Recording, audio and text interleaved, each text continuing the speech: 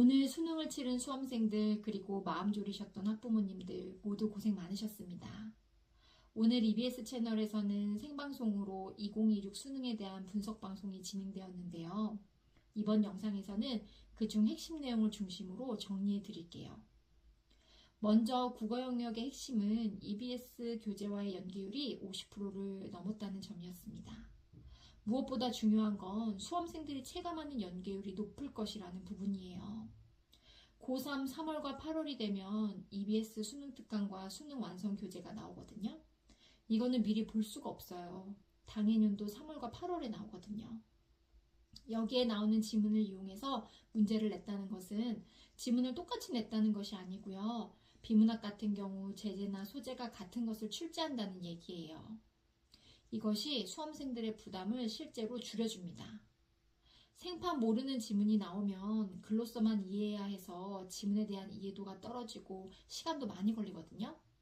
하지만 어느 정도 배경 지식을 갖고 있으면 비문학 이해가 쉬워지고 시간도 벌죠. EBS 교재로 국어를 공부할 때 나오는 제재에 대해서는 꼭 잘 알고 넘어가야 할 것 같습니다. 기자가 질문을 했어요.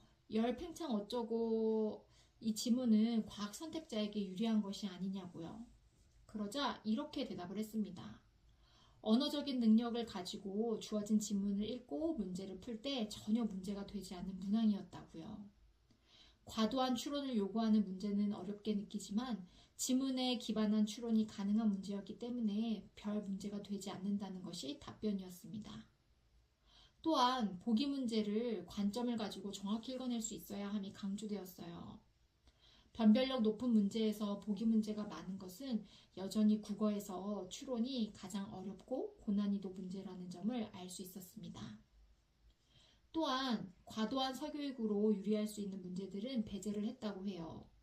수능 출제 방향의 변화가 공정성과 변별력을 모두 확보할지 기대가 되는 부분입니다.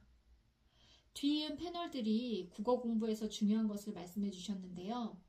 개념을 익히고 개념을 바탕으로 기출문제를 푼 다음에 실전 문제 연습을 해야 한다고 하셨어요. 무작정 기출을 풀면 자신만의 풀이 기준이 정립되지 않아서 문제를 푸는 의미가 없다고 하셨습니다. 자신만의 기준을 가지고 문제를 풀어야 함을 강조한 거죠. 이것이 국어 공부에 있어서 핵심이라고 짚어주셨습니다.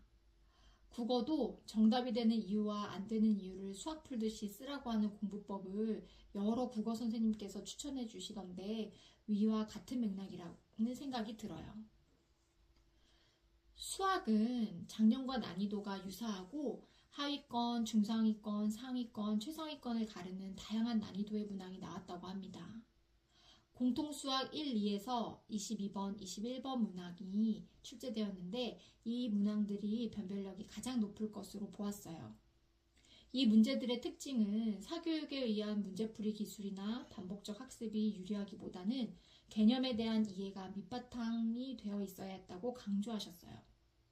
사교육 강사들이 이런 문제가 나오면 이렇게 접근하면 돼 하고 반복적으로 연습을 시켰던 것이 통하지 않았을 것이라고 했습니다.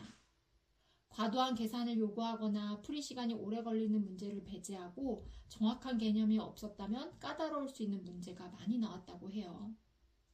복잡한 계산을 지향하고 종합적인 사고력으로 상위권과 최상위권에 대한 변별을 강화했다고 하네요.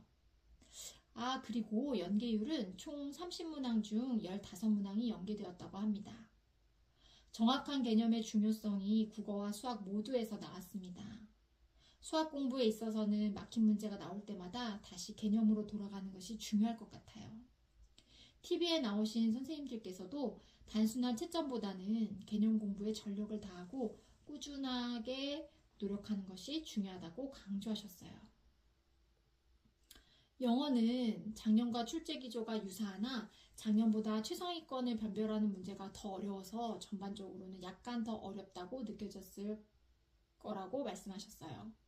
선택지를 정교하게 변형하여 오답 변별력을 높였다고 합니다. 이 말은 지문은 해석이 되는데 답을 감으로 찍기 힘들고 오답을 정확하게 해석하여 잘 걸러내는 능력을 요구하는 것으로 보여요. 킬러 문항과 사교육에서의 문제풀이 기술과 반복적 풀이가 통하는 문항은 배제했다고 하네요.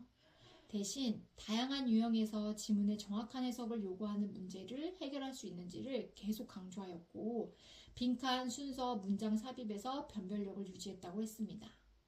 연계율은 45문항 중 25문항이 연계되었다고 해요. 예비 수험생에 대한 조언으로는 개념을 익히고 기출을 풀으라는 말을 했습니다. 영어에서의 개념은 어휘와 구문인데 이것을 다진 후에 기출 분석을 하고 약점을 보완하라고 하셨어요.